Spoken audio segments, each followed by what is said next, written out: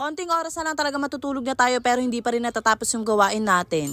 Kaya na mga Mars, yan, nagsasara na pala ako dito ng munting tindahan dahil alas 10 na nga ito ng gabi. So, kailangan naman nating magpahinga mga Mars, diba? So, bali, yan, tinatabi ko lang pala dito yung mga minumukbangan ng mga mababait. Para naman hindi naman tayo malugi, Diyos me. Tubo mo, piso, pero ang minukbang halagang 10 pesos. Ewan ko na lang talaga.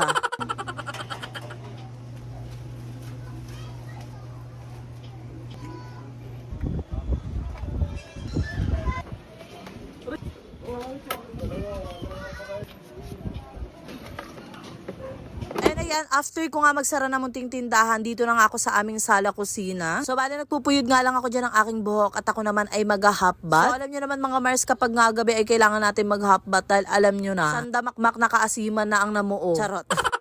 And ayun, after ko naman mag-hapbat, ito naman pala yung aasikasuhin ko. Bali nilalagay ko nga muna dito yung mga plato na nahugasan ni Jowa kanina. Diba? For the tulong. Dahil ngayon naman, ayan, lalagyan ko naman ng mga laman itong mga nabili ko na condiments bottle. So sobrang nai-inlove talaga ako dito sa bagong lagayan ko ng mga toyo. Kaya naman ayan nga, pinauna ko na nga sila Jowa na umakyat. Para nga malagyan ko na to. So hindi tayo matutulog ngayon na hindi natin nilalagyan yan.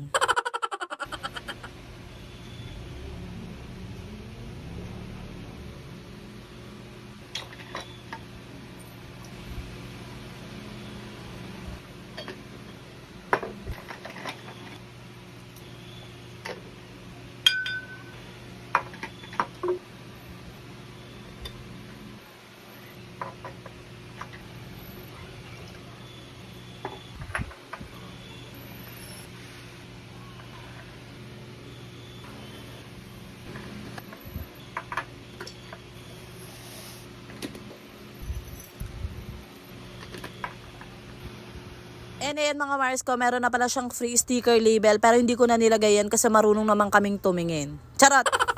So nilagay ko na nga siya dito mga Mars and tignan nyo naman, napakaganda talaga. Kung hinihintay mo, syempre mag-check out ka na yan.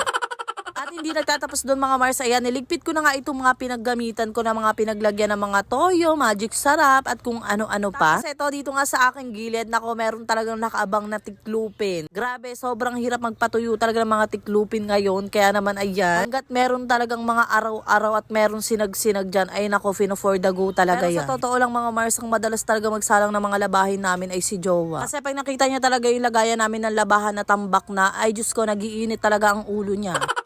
So, saglitan ko lang naman tiniklop yan mga Mars at nilagay ko nga muna siya dito sa may gilid. So, hindi ko nga muna inakyat mga Mars at bukas ko na nga lang yan ilalagay sa mga lagayan niya dahil wala nga akong katulong mag-akyat. And after nun mga Mars, syempre ayan, tulugan na at aakyat na ako sa taas. So, hanggang dito na lang muna mga Mars. Yun lang. Bye-bye!